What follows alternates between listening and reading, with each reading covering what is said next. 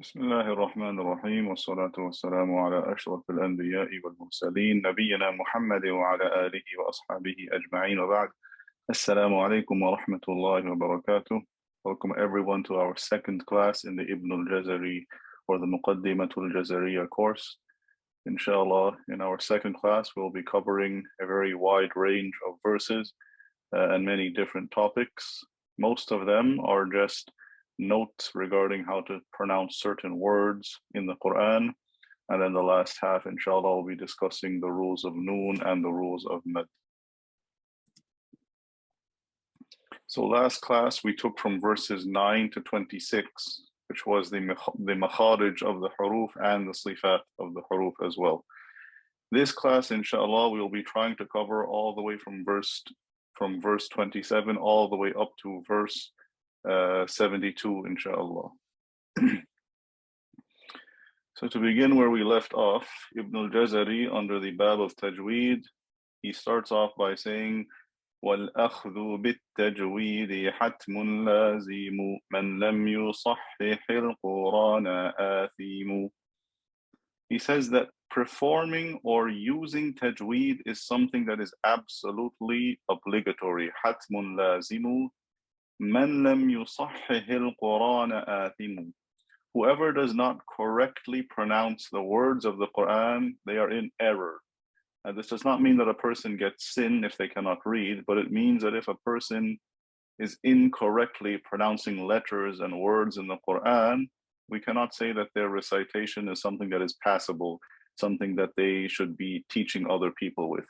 Anyone who reads the Quran should try their best to perfect every one of the letters to avoid falling into fatal error where they may change the meaning of a verse by mispronouncing certain words. Then he explains why we recite the Quran with tajweed, and he says, لِأَنَّهُ بِهِ الْإِلَهُ أَنزَلَ وَهَكَذَا مِنْهُ إِلَيْنَا وَصَالًا. Because when Allah Azza wa Jal sent down the Quran, لِأَنَّهُ بِهِ الْإِلَهُ أَنزَلَ, Allah Azza wa Jal sent down the Quran with this type of recitation. Part of the miracle of the Quran is that when people hear it and it's being recited correctly, it is very pleasing to the ears. People want to listen to it. وَهَكَذَا مِنْهُ إِلَيْنَا وَصَلًا. And that is how we received it from him subhanahu wa ta'ala, the way Allah Azza wa Jal instructed Jibreel to recite, the way he recited to Prophet Muhammad, the way Prophet Muhammad ﷺ recited to his companions, and the way we learned from his companions up to the present day. Then he also says, وَهُوَ أَيْضًا حِلْيَةُ التِّلَاوَةِ وَزِينَةُ الْأَدَاءِ وَالْقِرَاءَةِ. Reciting with tajweed is also like the beautification, the adornment of the recitation. It is also beautification when you are delivering and reciting the Quran. Reciting correctly is a way to beautify the Quran. Tajweed with mad and ghunna and correct makharij, and the correct length for the letters. All of this is ways that we beautify the recitation of the Quran. And there is a hadith in Sahih al-Bukhari, مَنْ لَمْ يَتَغَنَّ بِالْقُرْآنِ فَلَيْسَ مِنَّا. Whoever does not, although the word sing is used, it means to recite in a very eloquent, beautiful voice. Whoever does not do this with the Quran, they are not from us. So it is from the regular practice to beautify the recitation of the Quran through tajweed. And then finally he says, وَهُوَ إِعْطَاءُ الْحُرُوفِ حَقَّهَا مِنْ كُلِّ صِفَاتٍ وَمُسْتَحَقَّهَا. He says tajweed is giving each letter its due right with regards to its sifat that it has, min kulli sifatin wa mustahaqqaha, and also those which it earns, such as if a letter is in a certain place where because of the haraka on it, it will either be mufakham or muraqqaq. So does it deserve the tafkhim or the tarqiq? Or if the noon with sukoon is in a certain place, does it deserve extra ghunna or does it deserve idhar? This is what tajweed is, to make sure you are giving each letter its correct intrinsic sifat and also the sifat that appear in certain scenarios, that you're applying them correctly in the correct place. And he goes on to say, وَرَدُّ كُلِّ وَاحِدٍ لِأَصْلِهِ وَاللَّفْظُ فِي نَظِيرِهِ كَمِثْلِهِ. And you are returning each letter to its origin. You are making sure that each letter is coming out from its correct makhraj. You are not altering the makhraj of the letter. وَاللَّفْظُ فِي نَظِيرِهِ كَمِثْلِهِ. And if the same letter is coming out again, it'll be exactly the same. You will not pronounce ta one way and then the next time the ta appears, it gets pronounced a different way. Each time you are pronouncing the letter, it is being replicated exactly the same as it needs to be in each case. مُكَمِّلًا مِنْ غَيْرِ مَا تَكَلُّ فِيهِ. And this word can be read as مُكَمِّلًا or مُكَمَّلًا. مُكَمِّلًا means that you are completing. مُكَمَّلًا means that the letter was made complete without any extra hardship on your end. Some people, they make the error of assuming that when you're reading with tajweed, it requires a lot of effort, a lot of straining, a lot of overemphasizing the letters. This is not true. In Arabic, we say all the words or all the letters are tried to be made as easy as possible. Part of the Arabic language is that the letters flow very easily off of the tongue and out of the lips. بِاللُّطْفِ فِي النُّطْقِ بِلَا تَعَسُّفِ. With a light pronunciation, without any hardship, without any difficulty when you're pronouncing the letters. وَلَيْسَ بَيْنَهُ وَبَيْنَ تَرْكِهِ إِلَّا رِيَاضَةُ امْرِئٍ بِفَكِّهِ. And there is nothing between you and between leaving off tajweed except إِلَّا رِيَاضَةُ امْرِئٍ بِفَكِّهِ, except making sure that you practice with your mouth. رِيَاضَةُ امْرِئٍ بِفَكِّهِ, the practice of a person using his jaw. In other words, he's saying that as long as you practice, you're going to get good at it. But if you leave off practicing, then it will always be difficult for you to pronounce the letters and to recite with tajweed correctly. So that was Ibn al-Jazari's short little introduction as to why tajweed is important and why everyone should try and beautify the recitation. Now he's going to go into sort of a list of common mistakes with certain words in the Quran. And the reason why Ibn al-Jazari rahimahullah mentions this chapter is because he was in an environment where he saw people from many different parts of the Islamic world, and they all had different ways of, when it comes to dialects, languages, and each of them had certain mistakes in their pronunciation. So Ibn al-Jazari rahimahullah made note of this, and he put together the most common words that he found people often fall into error whenever they are pronouncing them. So he begins by saying, فَرَقِّقًا مُسْتَفِيلًا مِنْ أَحْرُوفِي وَحَاذِرًا تَفْخِيمَ لَفْظِ الْآلِفِ. This is a base rule that applies throughout the whole Quran. فَرَقِّقًا مُسْتَفِيلًا مِنْ أَحْرُوفِي. Always do tarqiq of any letters that have the sifa of istifal, which we took last week when we were taking the sifat of the huruf. Anytime a letter is mustafilun, it will always be muraqqaq, and we'll explain that a bit more in a few slides. And he says, وَحَاذِرًا, and beware, be cautious of تَفْخِيمَ لَفْظِ الْأَلِفِ. Beware of mistakenly doing tafkhim of the alif. And we'll show you examples where the alif is fat and where the alif is skinny. But in Arabic, the alif relies upon the letter that comes before it, as we'll see just now. So he's warning you to avoid the mistake of always making your alif fat. The alif is dependent on what comes before it. Now he gives us a list of a few words to watch out for, to watch out in meaning that we don't want to do tafkhim of these letters. Wa hamza. So he says, watch out for the hamza in these words. Alhamdu, a'udhu, ihdina, Allahu. So he says, watch out for the hamza in the word alhamdu, a'udhu, ihdina, Allahu. Because a person who is not an Arabic speaker, they may say Alhamdu, A'udhu, Ihdina, Allahu. This is making the sound too round and fat. Hamza is one of the letters of istifal, so it's going to be skinny. Alhamdu, A'udhu, Ihdina. Then he says, Thumma lama, and also watch out for the lam in the words Lillahi, lana, wal yatalattaf, wa ala Allahi, walad. So look out for the lam in the word Lillahi. The lam at the beginning as well as the lam in the middle, they're going to be thin and skinny.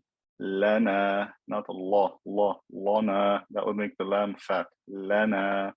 وَلْيَتَلَطَّفْ يَتَلَطَّفْ not يَتَلَطَّفْ la round la skinny وَعَلَى اللَّهِ وَلَضْ and this is part of the word وَلَضَّالِينَ but he cut it short because of the wazn, because of the scale of the poem. Don't say وَلَضْ وَلَضْ, that's a round lam, make it skinny. وَلَضْ وَلَضَّالِينَ. Now he goes on to the next letter. وَالْمِيمَ مِنْ. Watch out for the meme in the word. مَخْمَصَاتٍ وَمِنْ مَرَضٍ. So the meme in the word مَخْمَصَ, it's in a tricky position. The first meme has a fat kha that comes right after it. And the second meme is between two fat letters, sad and kha. So a person might mistakenly say مَخْمَصَ. Makhmasa. This is making the meme fat. Makhmasa, makhmasa. Make both memes skinny, and also watch out in the word marad, marad, because again the meme is followed by a fat ra and also a bod. You might mistakenly make the meme round and fat, but because the meme is from the letters of istifal, it's always going to be skinny. Then he goes on to the next letter. وَبَاءَ بَرْقٍ بَاطِلٍ بِهِمْ بِذِي. Watch out for the ba in these words. Don't say barqin, say barqin. Ba, batilin, not batil. Bihim, bidhi. وَاحْرِصْ عَلَى الشِّدَّةِ وَالْجَهْرِ الَّذِي فِيهَا وَفِي الْجِيمِ. Here he says, also pay attention to the sifa of shidda and jahr that occurs in the ba, as well as wafil jimi, such as in the words kahubbi sabri, rabwati nijtuthat wa hajjil fajri. So here we want to emphasize the abrupt and loud sound of the jim and the ba. Hubbi as-sabri, rabwatin ijtuthat, hajji fajri. Because if you pronounce them weakly, the sound may disappear, may not be clear to the listener. If I just say fajri, fajri, it doesn't sound like a true dream. Fajri, fajri. Then he mentions a rule concerning all the letters of qalqala. وَبَيِّنًا مُقَلْقَلًا إِنْ سَكَنَا. You can say muqalqil or muqalqal. Muqalqil, you are the one doing qalqala. Muqalqal, the letter is made to have qalqala in it. He says, clarify the qalqala in sakana, if the letters of qalqala have sukoon on them. وَإِيَّاكُنْ فِي الْوَقْفِ كَانَ أَبْيَانًا. And if you are stopping on a word, the last letter of which is a letter of qalqala, it's going to be even clearer than if it was when you're just joining to the next word or it's in the middle of a word. And we'll have a slide for that in a bit. And finally, he ends off by saying, وَحَاءَ حَصْحَصَ أَحَطُّ الْحَقُّ. Watch out for the ha in the word حَصْحَصَ. Don't say حَصْحَصَ. This is a round ha. Ha is always skinny because it's from the letters of istifal. أَحَطُّ الْحَقُّ. Same thing. The ha is very close to the fat letters, so a person may mistakenly make it round and fat. And then finally, وَسِينَ مُسْتَقِيمِ يَسْقُ يَسْقُ. Watch out for the seen in these words. Don't make them fat. Don't make it fat because right after it is a fat letter. But we need to make sure we emphasize the thinness of the seen. يسقو يسقو. طيب, so we'll just look at some of the rules he described here, such as tarqiq and tafkhim, and then also the alif when it's going to be fat and skinny. So in the first dars, we took the two sifat of al-isti'la and al-istifal.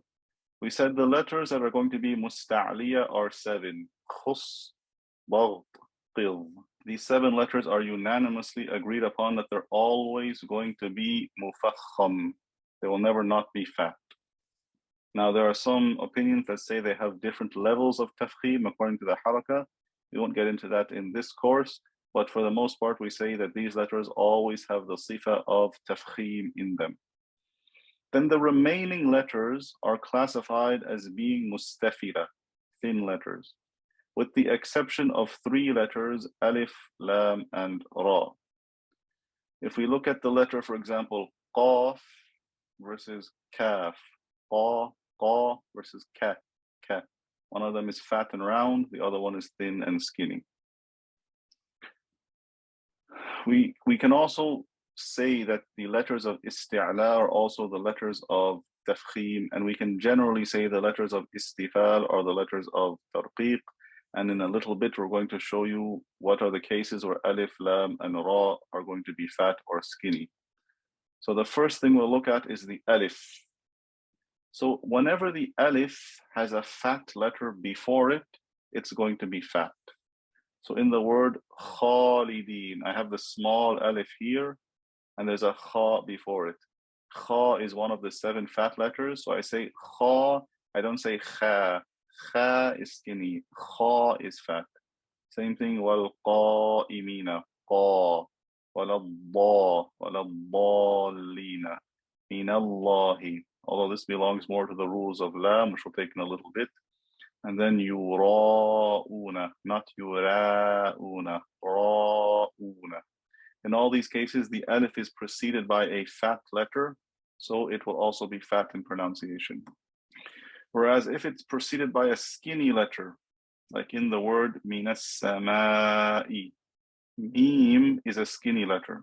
So I'm not going to say minas sama'i, minas sama'i, ma versus ma. I can never make this alif fat because this mim will never be a fat letter. Same thing in the word an-nasi, an-nasi. I cannot say an-nasi because this noon is skinny, so the alif will also be skinny in pronunciation. Then we'll look at the examples of qalqala when stopping, as Ibn al-Jazary said, وَبَيِّنًا مُقَلْقِلًا إِن سَكَنَا وَإِن يَكُنْ فِي الْوَقْفِ كَانَ أَبْيَنًا.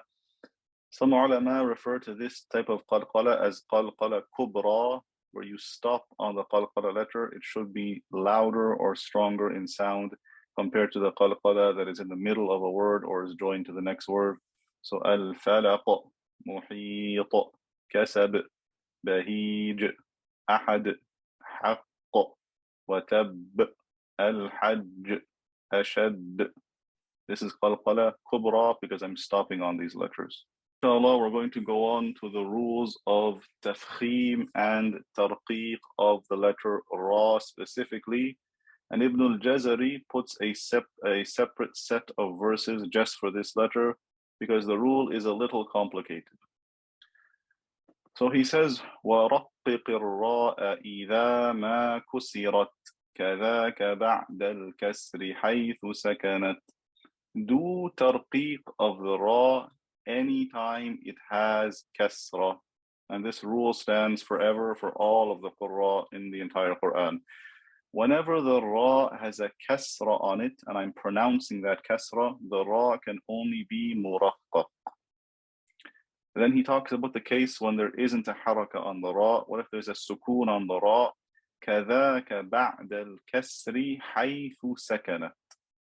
Also, if the ra has a sukoon and before it is a kasra, I will also do tarqiq of the ra, but with 2 conditions he's going to mention. إِن لَمْ تَكُنْ مِنْ قَبْلِ حَرْفِ اسْتِعْلَى. The condition is that the letter after the ra, meaning the ra is not before a letter of isti'la of the 7 letters khus, dagh, til. Because if it has sukoon on it and there's kasra before it, but the letter after it is one of the 7 letters of isti'la, that ra is going to be fat. أو كانت الكسرة ليست أصلا, or if the kasra that appears before the ra with sukoon is not original, then I'm not going to do tarqiq of the ra, and we'll show you some examples just now. And then finally he gives us one word to pay attention to in the Quran, وَالْخُلْفُ فِي فِرْقٍ لِكَسْرٍ يُوجَدُ. And there is a difference of opinions over the word firqin because of the kasra that appears on the end of the qaf. Firqin, that's why there is the kasrin yujadu, because of the kasra there. That's why there is a khulf, a difference of opinion amongst the ulama, whether I should pronounce this sara with sukoon or with tafkhim or with tarqiq. And finally he says, وَأَخْفِي تَكْرِيرًا إِذَا تُشَدَّدُ. And whenever the ra has a shadda, try and limit or lower the amount of takreer that you do, which we talked about in the first class when we were talking about the sifa of takreer. Don't do excessive rolling of the R. Don't say Bismillahir Rahmanir Rahim. This is too much R's. You want to try and lower the amount of takreer that happens when the ra has a shadda on it. So now let's look at the cases Ibn al-Jazari talked about. We said at the beginning, he said the letter ra will always be muraqqaq if it has a kasra on it. And if it has a fatha or dhamma, it will always be mufakham. The only exception to this is if you're reading with Warsh via al-Azraq, who has his own separate set of rules to follow. But in general, we say for everyone else, whenever I have a dhamma or a fatha on top of the ra, it's going to be fat, like in the word Ramadan, yansuru. Whereas if it has a kasra, it's going to be skinny, kareem, kareem. Now we're going to break down the cases where the ra, if it has sukoon, will it be muraqqaq or not? So we say the following 4 things have to happen. If the ra has a sukoon, either that sukoon can be original or it just appears because I'm stopping on the word.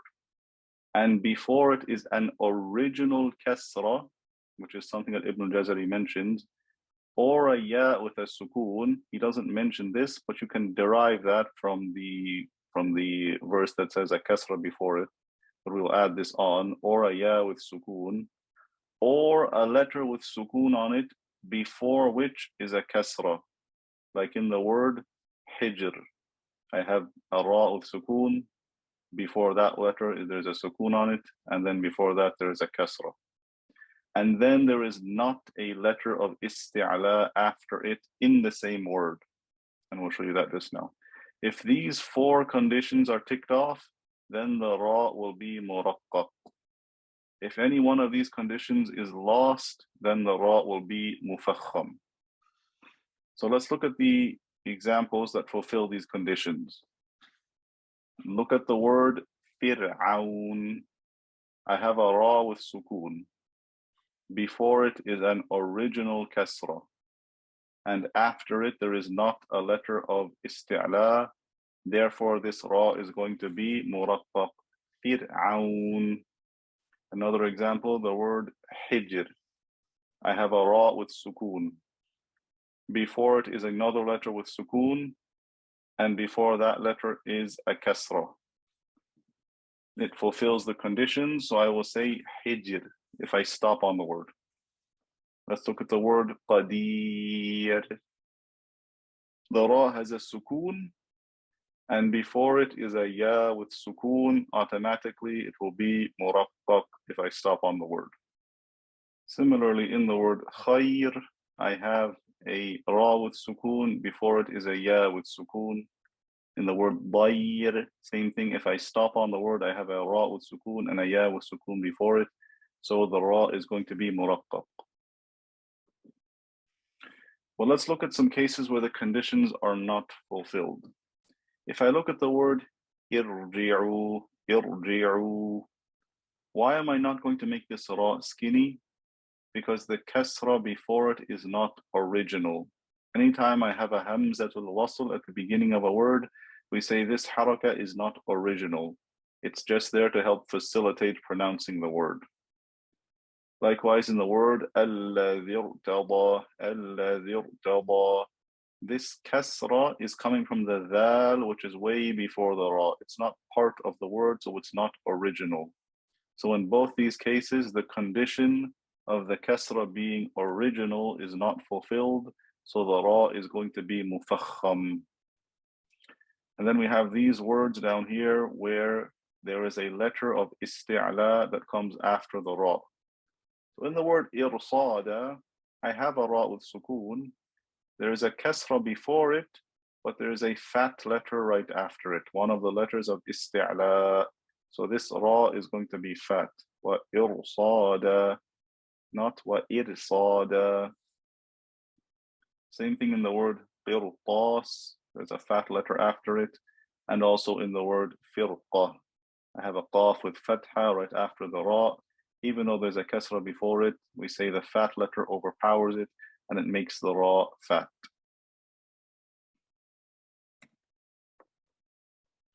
And here is the one word that Ibn al-Jazari rahimahullah mentioned. There is khulf over.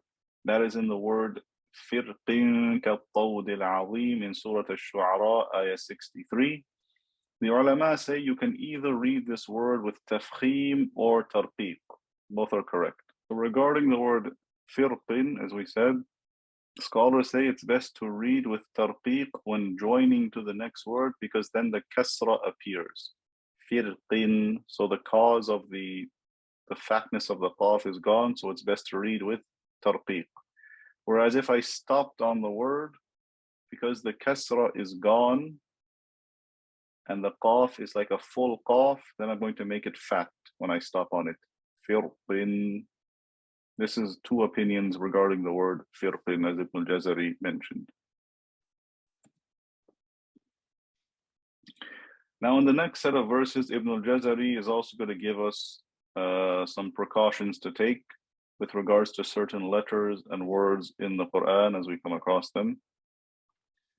So he begins by saying, وَفَخِّمِ اللَّامَ مِنِ اسْمِ اللَّهِ عَنْ فَتْحٍ أَوْ ضَمٍّ كَعَبْدُ اللَّهِ.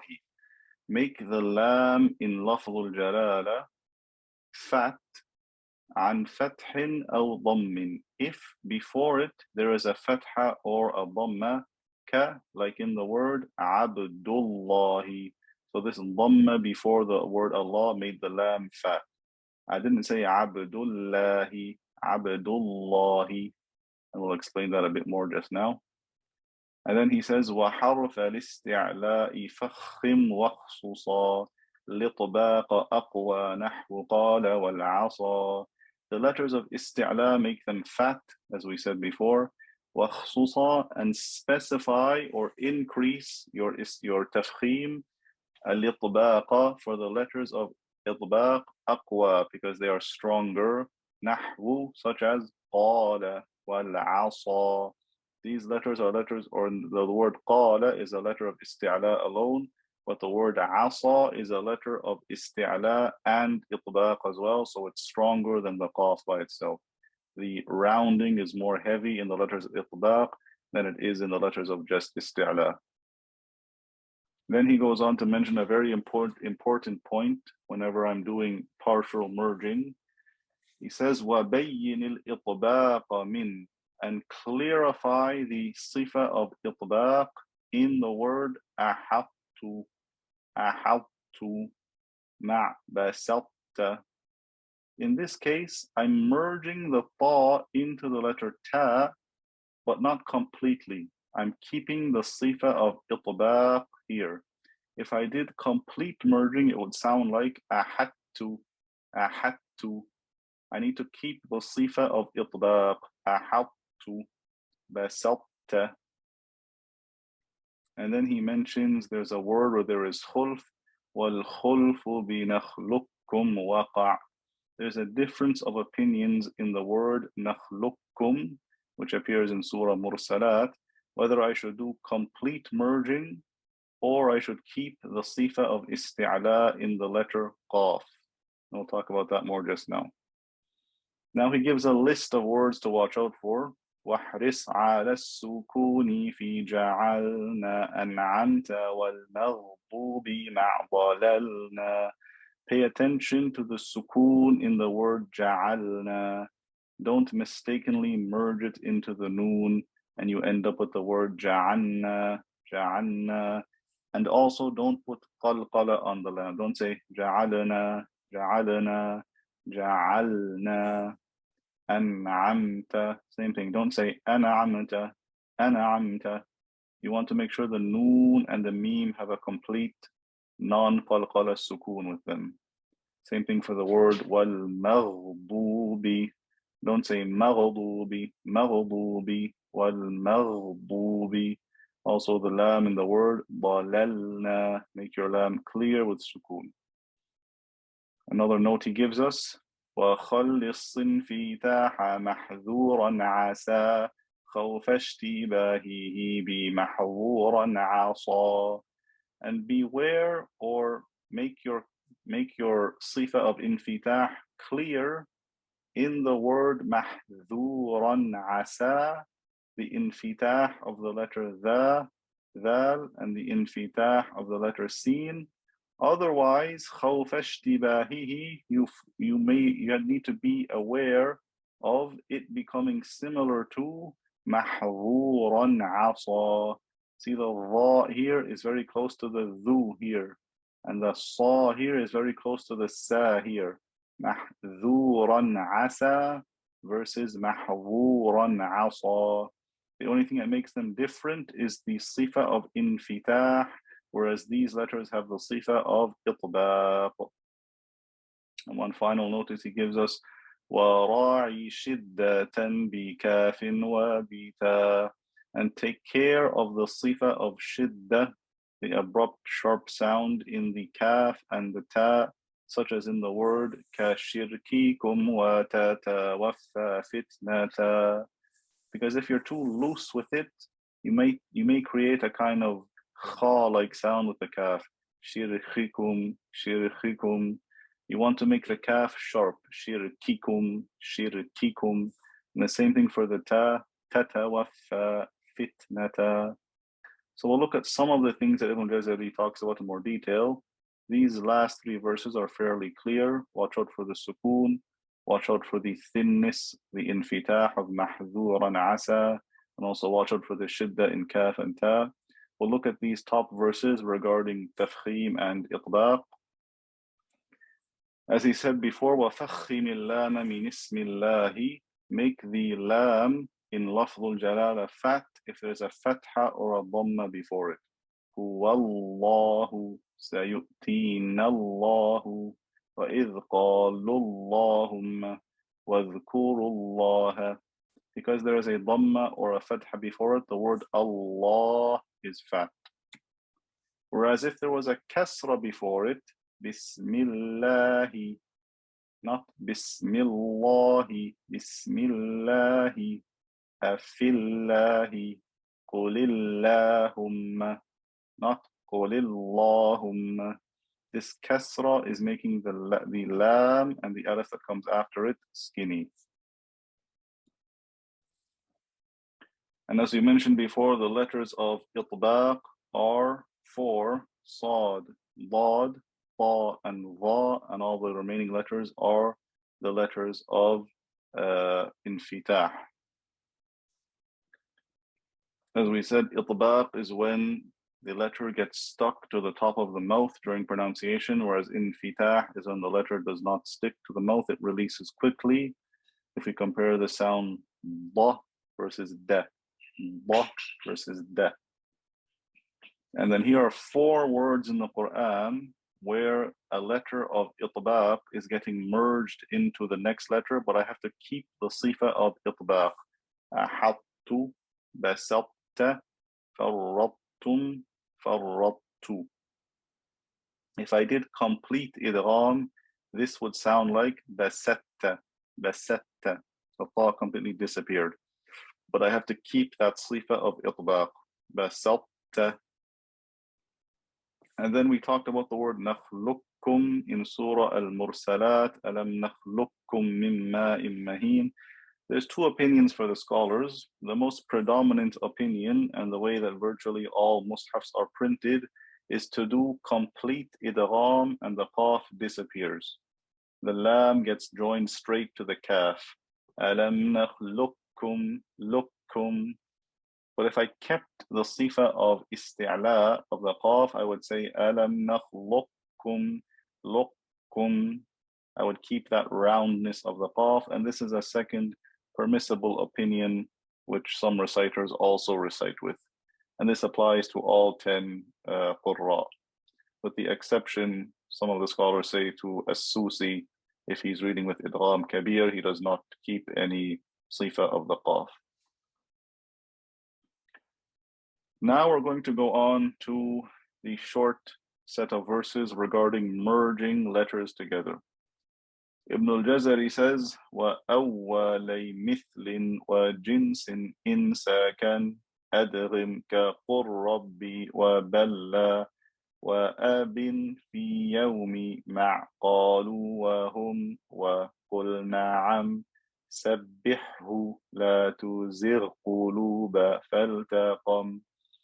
Ibn al-Jazari here says, when the first letter between two mutamathilain, two identical letters, وَجِنْسٍ or two mutajanisain, two similar letters, in second, if the first letter has a sukoon, adghim, then you're going to do idgham, such as ka qur rabbi. So here the lam is very similar to the ra, and it has sukoon, so I merged it. Wa, and also balla. This lam has sukoon, the next lam had a fatha, they're identical, so I merged it into one lam with shadda. And then he gives us a notice of cases where idgham does not happen, where he says wa abin, which means to make clear, fi yawmi. I don't merge this ya into this ya, because this ya, the first one, is a letter of med. I cannot say fi yawmi. I have to make the ya clear and a regular med letter. Fi yawmi. And also qalu wahum. I don't say qalu wahum. There's no merging happening here because the first letter is a letter of med. And also in the word qul na'am, I don't merge the lam into the noon. I don't say qul na'am, qul na'am. The lam is clear. Also in the example of sabbihu, there's two ha, there's a light ha, then a heavy ha. I don't merge these together, I keep them separate.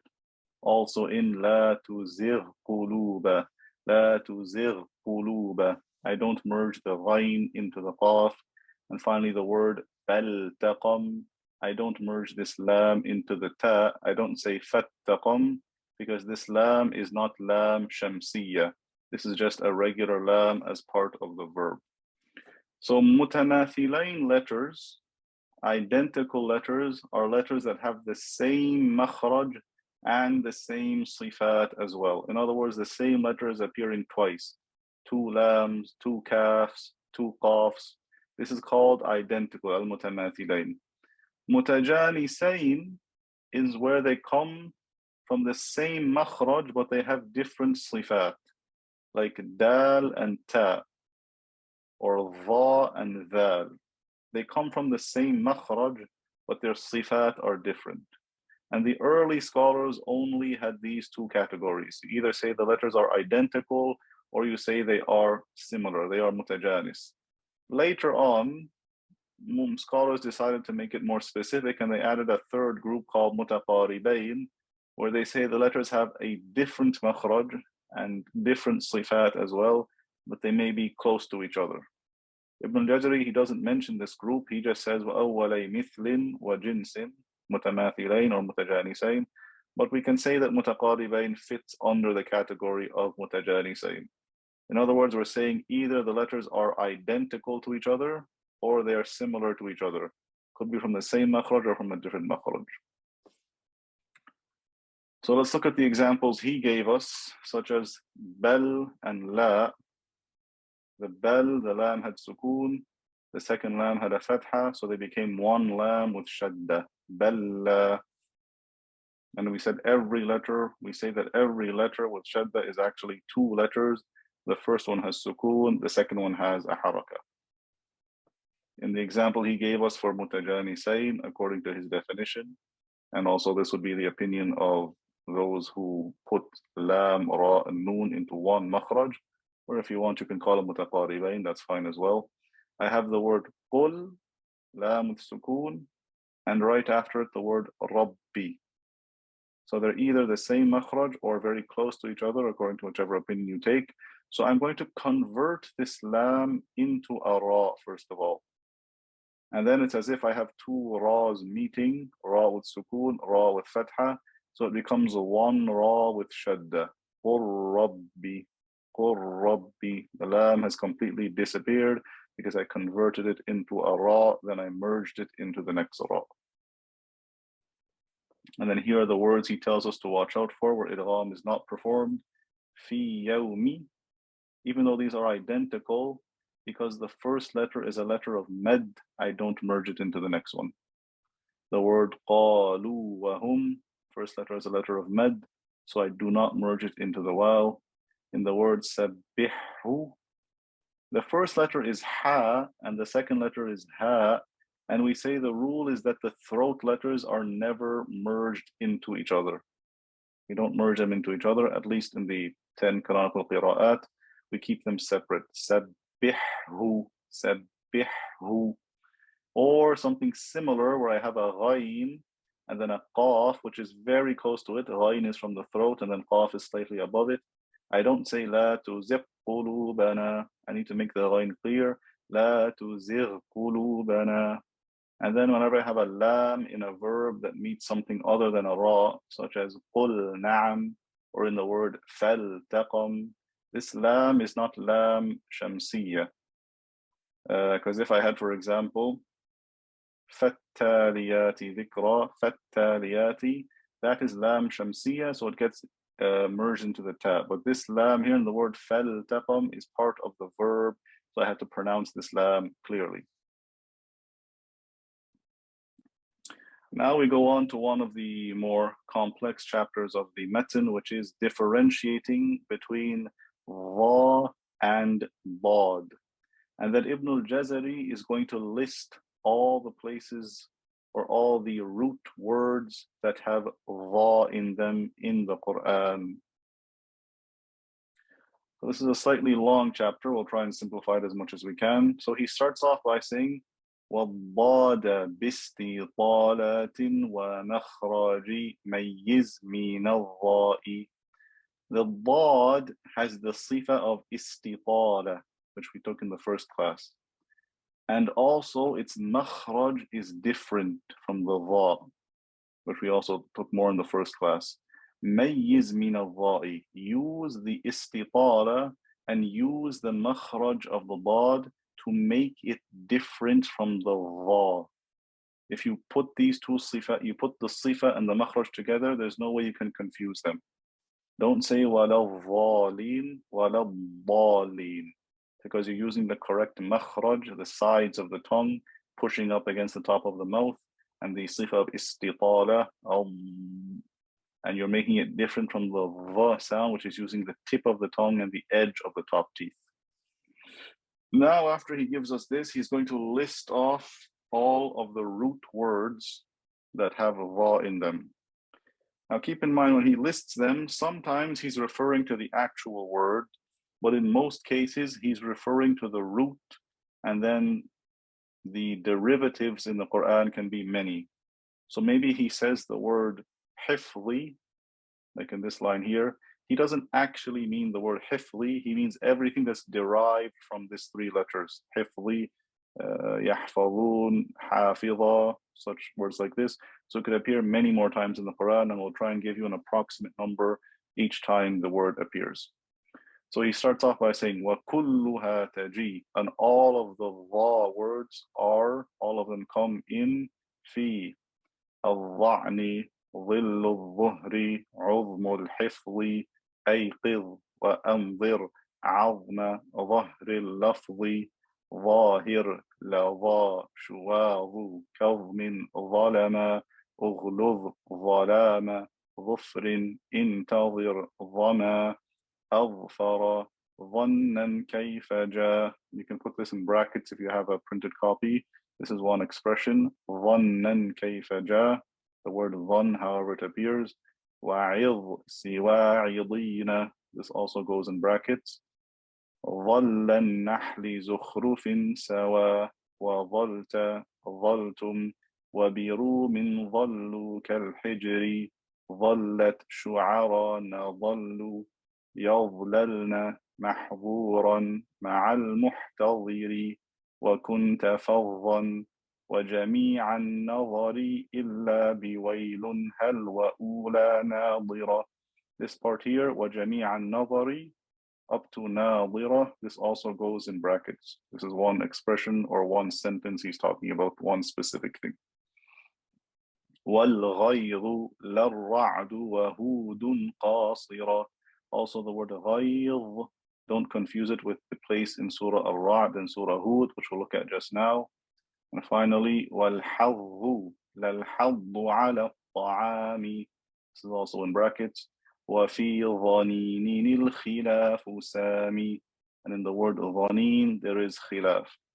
So now we're going to go through each of these words quickly. We'll give you a rough number for how many times they appear in the Quran, as well as a brief explanation as to what the words mean. So the first word he says, ظعني, this appears only once in the entire Quran, and that's in Surah An-Nahl, يَوْمَ ظَعْنِكُمْ, which means the day of your travel. ظَعْن means to travel. Next word he says, ظِل, appears approximately 33 times in the Quran. ظِل meaning shade. Al-Dhuhr, which means the middle of the day, only appears twice in the Quran. من الظهيرة, and then وحين تظهرون. Then the word عظمي, he means the root here and all of its derivatives. So anything that has to do with greatness, such as the word عظيم. This appears approximately 113 times in the Quran. Then the word al-hifzi, all of the derivatives of it, which means to preserve something, appears 44 times in the Quran. Then the word ayqidh, which means to wake up or wakefulness, this appears only once in the Quran. That's in Surah Al-Kahf. وَتَحْسَبُهُمْ أَيْقَاظًا وَهُمْ رُقُودٌ. And then we have the word anzir, which means to delay or to put off something. This appears approximately 22 times in the Quran. Next we have the word azm, which means bone. This appears approximately 15 times in the Quran. Then the word dhahr, which is the back of something, also approximately 15 times in the Quran. Then the word al-lafzi, which appears only once in the Quran. Al-lafz meaning the expression, or to a phrase, or to express something, and that's in Surah قاف ما يلفظ من قول إلا لديه رقيب عتيد. Those were the first 10 words which appeared in the first line when he said في الظعن ظل الظهر عظم الحفظ أيقظ وأنظر عظم ظهر اللفظ. Now we're on to the second set of 10. The word ظاهر, it actually has a number of meanings in the Quran. ظاهر can mean the outside of something. It can also mean to gain victory over someone. And it can also refer to the act of zihar, where the Arabs would swear they would not go near their wives. They would make themselves impermissible to their wives. All of these meanings from this root ظاهر appear approximately 42 times in the Quran. Then we have the word lava, which is a word used to describe hellfire. This appears twice in the Quran. كلا إنها لظى, and then also in Surah Al-A'la, نارا تلظى. Then we have the word shuwaz, which refers to smokeless fire, and this only appears once in the Quran in Surah Ar-Rahman. يرسل عليكما شواظ من نار. Then we have the word kazm, which means you try and contain your rage or your anger. This appears approximately 6 times in the Quran. Then we have the word zalam and all of its derivatives. The word zalam meaning to oppress or to wrong, zalimin and so on. This appears approximately 282 times in the Quran. Then we have the word ughluz, which means to be harsh. This also and all of its derivatives appear approximately 13 times in the Quran. Then we have the word zalam, which is the opposite of light, darkness. This also appears approximately 26 times in the Quran. We have the word dhufr, which is the hoof of the animal, which appears only once in the Quran. وَعَلَى الَّذِينَ هَادُوا حَرَّمْنَا كُلَّ ذِي ظُفُرٍ. Those who, the Jews were forbidden to eat the cloven foot animal. Then we have the word intadhir, which means to wait, to be patient for something. This appears approximately 14 times in the Quran. Then we have the word dhama, which is thirst, and this appears approximately 3 times in the Quran. So that was the next set of 10. Now we're going on to the next verse, which starts off adhfara. The word adhfara, which means to gain victory over, only appears once in the Quran. مِن بَعْدِ أَنْ أَظْفَرَكُمْ عَلَيْهِمْ. The word dhanna, which means to think or to assume, and all of its derivatives appear approximately 69 times in the Quran. The word idh, which means to give admonishment, and all of its derivatives appear approximately 25 times in the Quran. And he also says siwa'idina, which means do not confuse it with the word idin, which comes in the ayah الَّذِينَ جَعَلُوا الْقُرْآنَ عِضِينَ. So don't confuse idh or maw'idha with the word idin. Then he mentions the word dhalla when he says dhalla an-nahli zukhrufin sawa. The word dhalla appears a total of 9 times, but he divides them. So the word dhalla, which means to remain in a certain state or to stay a certain way, appears twice, once in Surah Nahl, then in Surah Zukhruf. Then the word dhalta appears once, the word dhaltum also once, the word dhallu appears twice, once in Surah Ar-Rum and then in Surah Al-Hijr. The word dhallat and nadhallu, each of them appear once, both of them in Surah Shu'ara, and then yadhlalna also only appears once in the Quran. Then we have the word mahdhura only once, the word muhtadhir only once, the word fadhan only once in the ayah وَلَوْ كُنْتَ فَضًّا غَلِيظَ الْقَلْبِ. And the word an-nadhar and all of its derivatives appear 86 times. Mahdhura is something that is prohibited. وَمَا كَانَ عَطَاءُ رَبِّكَ مَحْظُورًا. The word muhtadhir refers to someone who builds an enclosure for animals out of dried up twigs and that and stuff like that. Allah Azza wa Jalla says, فَكَانُوا كَهَشِيمِ الْمُحْتَضِرِ. The word fadhan refers to someone who is harsh.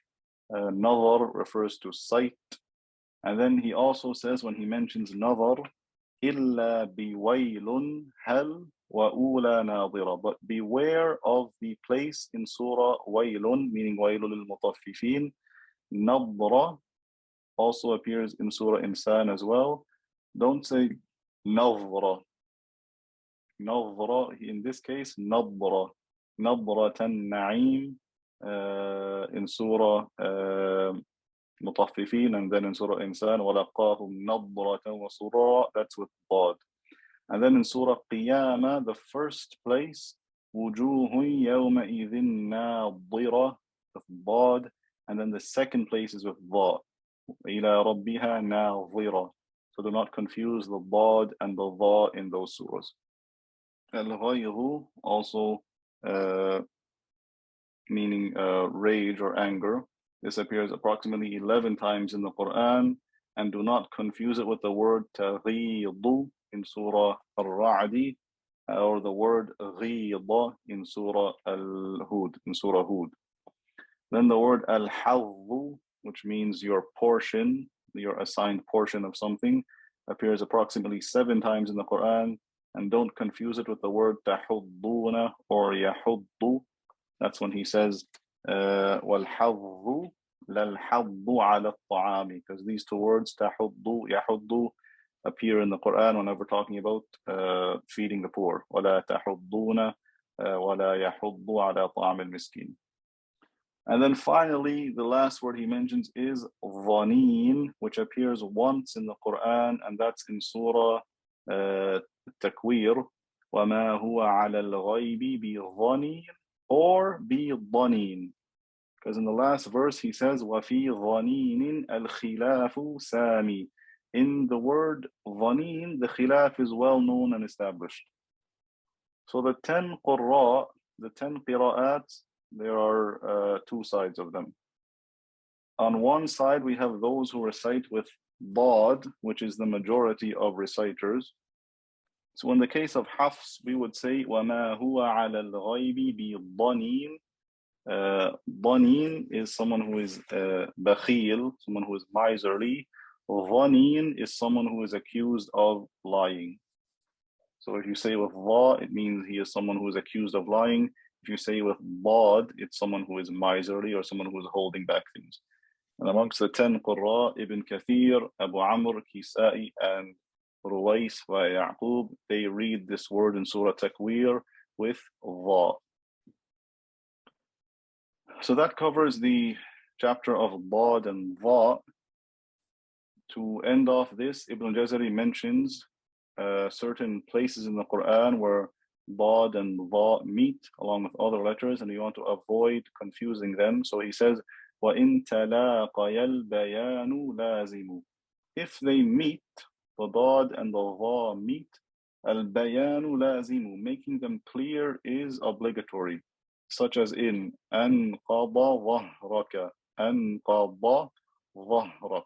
The dad and the dha are meeting.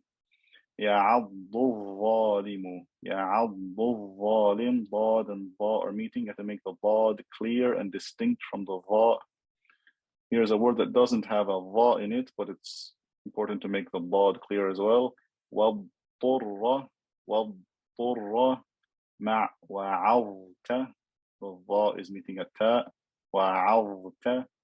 And then in the word أَفَضْتُمُ, make your dad clear. Don't merge it completely into the ta. And then finally he says, وَصَفِّهَا, and make the ha in these words clear. جِبَاهُهُمْ عَلَيْهِمُ. Because the ha is a light letter, it might accidentally get melted away if you do not pronounce it clear enough. So those chapters cover just certain words you have to pay attention to with regards to tafkhim and tarqiq and pronouncing them clearly. The next chapters will now cover more of the rules of recitation, particularly with regards to noon and med. So now we're going to break into the rules of noon and meme. We'll read the verses all together and then we'll take each one piece by piece. So under noon and meme, he starts off by saying, وَأَظْهِرِ الْغُنَّةَ مِن نُونٍ وَمِن مِيمٍ إِذَا مَا شُدِّدَ. Make the ghunna clear in the noon and the meme whenever they have shadda on them. وَأَخْفِيًا الْمِيمَ إِن تَسْكُنْ بِغُنَّةٍ لَدَى بَاءٍ عَلَى الْمُخْتَارِ مِنْ أَهْلِ الْأَدَى. And do ikhfa of the meme if it has sukoon, and this will be with ghunna, when it meets lada ba'in, when it meets a ba' ala al-mukhtari min ahli al-ada, according to the chosen opinion of those who recite and teach the Quran. وَأَظْهِرَنْهَا, and make the meme clear, عِنْدَ بَاقِ الْأَحْرُفِ, with the remaining letters in the Arabic alphabet.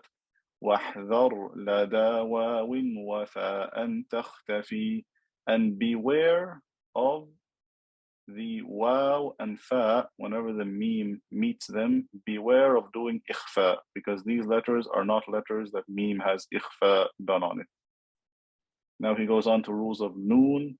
وَحُكْمُ تَنْوِينٍ وَنُونٍ يُلْفَى. The rule of tanween and noon, with sukoon of course, are found in إظهار إدغام وقلب إخفى. These are the four well-known rules of noon sakina and tanween: إظهار, إدغام, إقلاب or qalb as he calls it, and إخفى. The first one, فَعِنْدَ حَرْفِ الْحَلْقِ أَظْهِرْ. Whenever the noon meets one of the 6 throat letters, أظهر, do إظهار, make it clear. وَالدَّغِمْ, and do إدغام. فِي اللَّامِ وَالرَّا لَا بِغُنَّةٍ لَازِمْ. Do إدغام into lam and ra without غنة as part of this rule. لَازِمَ meaning to stay with it. وَأَدْغِمًا بِغُنَّةٍ فِي, and do إدغام with غنة in في يُؤْمِنُ, the letters ya, waw, mim, noon, إِلَّا بِكِلْمَةٍ, except if they occur in one word together, كَدُنْيَا عَنْوَنُ, like in the word dunya or in the word عَنْوَنُ. And عَنْوَنُ is not in the Quran, but he just chose it to show an example of noon meeting waw in the same word. And finally, وَالْقَلْبُ عِنْدَ الْبَابِ غُنَّةٍ, do إقلاب whenever the noon meets a ba, and do it with a غنة.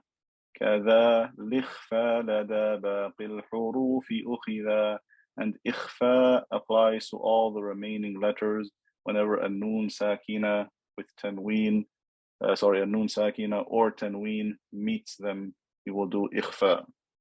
So now we'll take each of these verses in a bit more detail. The first thing he said was to make the غنة of the noon and the meme clear whenever they have shadda. And we say the highest level of غنة is whenever a noon or meme have shadda. Like in the word وَلَكِنَّ اللَّهَ سَلَّمْ فِي الْيَمِّ وَلَا تَخَافِي, when the غنة is clear and strong. Then we go into the rules of meme sakina. The first one he mentioned is to do إخفاء شفوي, and that's because the ba comes from a place that is essentially the same as the meme, so it's difficult to pronounce it. So instead we do إخفاء شفوي, where we elongate the M sound, such as in فَحْكُمْ بَيْنَهُمْ وَكَلْبُهُمْ بَاسِطٌ يَوْمَ هُمْ بَارِزُونَ تَرْمِيهِمْ بِحِجَارَةٍ. And then for the other letters, we do إظهار شفوي, which is to pronounce clearly. Anything that is not a ba or a meme, and the meme with sukoon meets them, you have to pronounce it clearly. And we beware of mistakenly doing إخفاء شفوي with the letters waw and fa. Even though they are from the lips, we don't add any extra غنة with them. So for example, I have the word hum fiha, hum fiha. I don't say hum fiha. This is incorrect. أم لم تنذرهم لا يؤمنون. These are also examples of إظهار, because the meme is meeting a letter that is not lam or is not that is not ba or is not meme. So I pronounce the meme clearly. Also here we have the example of meme meeting waw. أيديهم وما خلفهم. I don't say أيديهم وما. There's no reason to add extra غنة here. Now we go on to the rules of noon sakina, the rules of noon with sukoon. The first one is al-idhar al-halqi, whenever I have noon plus one of the 6 throat letters. Because these letters are so far away from the noon, there's no reason for me to add any extra غنة. The second rule is that of idgham, which is broken into idgham with غنة and idgham without غنة, according to what Ibn al-Jazary said in the poem. So the first one is idgham kamil without غنة, when I take the noon with sukoon or the tanween and I merge it into the ra or the lam, and no trace of it remains whatsoever in the 10 qira'at from the root of al-Shatibi at the very least. Because these letters are so close to the noon, it's hard to pronounce the noon clearly, so it's easier to just merge it into the next letter. So for example, min ladunhu becomes mil ladunhu, fitnatal lahum, mir rabbika, ghafurur rahim. In all these cases, I've completely merged the noon or the tanween into the next letter. Idgham with ghunna, on the other hand, is where I merge into the next letter, but I maintain the nasalization of the ghunna. And this applies to the letters yu'minu, ya, waw, mim, noon, as al-Jazary says. And it only occurs if the waw or the ya are in the word following the noon, not when they are in the same word. So example, sinatun wala nawm, shay'in wakil, wujuhun yawma'idin khayran yarah. And then for the examples where a waw or ya appears in the same word, we have only 4 words in the Quran: qinwan, sinwan, dunya, bunyan. Even though I have a noon with sukoon and there's a waw or a ya after it, because it is in the same word, there's no idgham happening. I don't say sinwan or dunya, binwan, and we call this idhar mutlaq, general idhar. The third rule that we have is iqlab, which means to flip into something else. This is whenever the noon with sukoon meets a ba, I'm going to convert that noon into a meme and then do ikhfa shafawi. It should be noted that I want to keep my lips together when I do this, and there is no gap left between them, but there is a difference of opinion over this matter. Depends on what you recite to your shaykh. Either way is fine. This is what your lips should look like, according to one opinion. If I have the word min ba'di, it becomes min ba'di, burika, bihum, sami'un basir. In all these cases, I have a noon or tanween. It's meeting the ba. I flip it into a meme. Then I do ikhfa shafawi.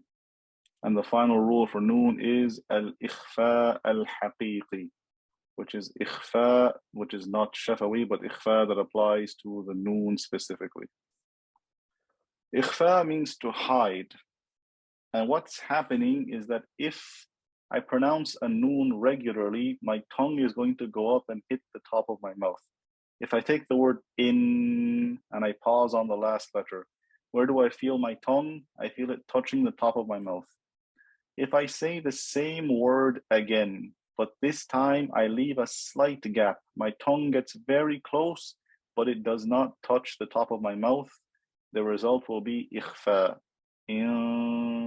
This is hiding the true makhraj of the noon. And this applies to the remaining 15 letters. After we take out the letters of idhar and idgham and iqlab, the letters that remain, I will perform ikhfa with them. And the ulama say that this is a place between idhar and idgham. I'm not pronouncing it clear, but I'm also not merging it into the next letter.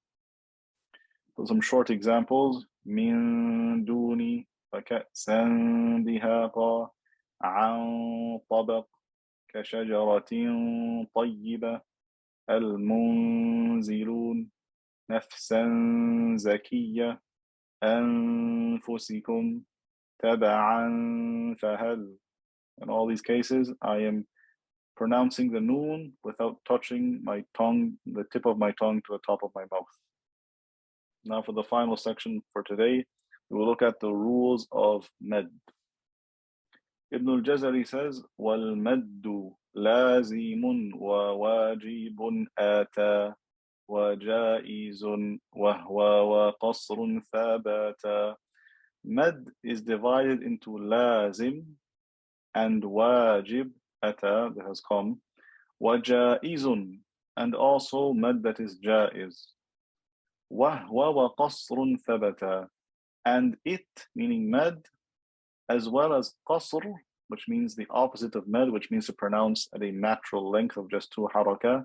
Both of these are confirmed or are firm in the recitation. Then he breaks down each of the categories. فَلَازِمٌ, mad lazim is what?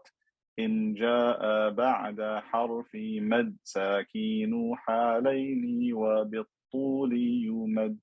لازم is whenever I have a letter of mad and after this letter of mad comes a sukun حالين, meaning in both cases, whether I'm stopping on the word or I'm joining to the next word. Another way of saying this is that it's an original sukun. ساكين حالين, the letter that comes after the letter of mad has a sukun. وبالطول يمد. I'm going to stretch the letter of mad with طول, and طول, according to the Qur'an, is the equivalent of 6 harakat, or we say 3 alifs. The second type of mad he describes is وواجب, obligatory mad. إن جاء قبل همزة متصلا إن جمع بكلمة. If the letter of mad comes before a hamza, meaning the letter after the letter of mad is a hamza, متصلا إن جمع بكلمة, it will be called متصل if the hamza and the letter of mad are in the same word. And then finally, وجائز إذا أتى منفصلا. The same thing if the letter of mad after it comes a hamza, it will be called jaiz if the hamza is separate, meaning it's in the next word. It is not in the same word. أو عرض السكون وقفا مسجلا. Or a sukun appears because of stopping, and musjala meaning generally. Whenever I am stopping on a word and there's a letter of mad, after it is a sukun, but that sukun is only there because I'm stopping. This is a jaiz place. It is permissible for me to do mad in this scenario. Now we'll look at each of these in detail.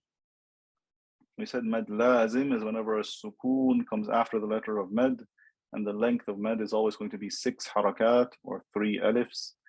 Mad wajib is obligatory. This is where a hamza comes after the letter of mad in the same word, and this is obligatory because all of the qurra agree that you have to do mad here. Mad jaiz is optional mad. This is where the hamza comes after the letter of mad in the next word, and there is the option for mad or no mad according to which qira that you're reciting with. So mad lazim is whenever I have a letter of mad followed by an original sukun, I will stretch this letter of mad beyond its natural length. And take note that the sukun can either be by itself or part of a shadda letter, because every letter with shadda is actually 2 letters. The first one has sukun, the second one has the harakah.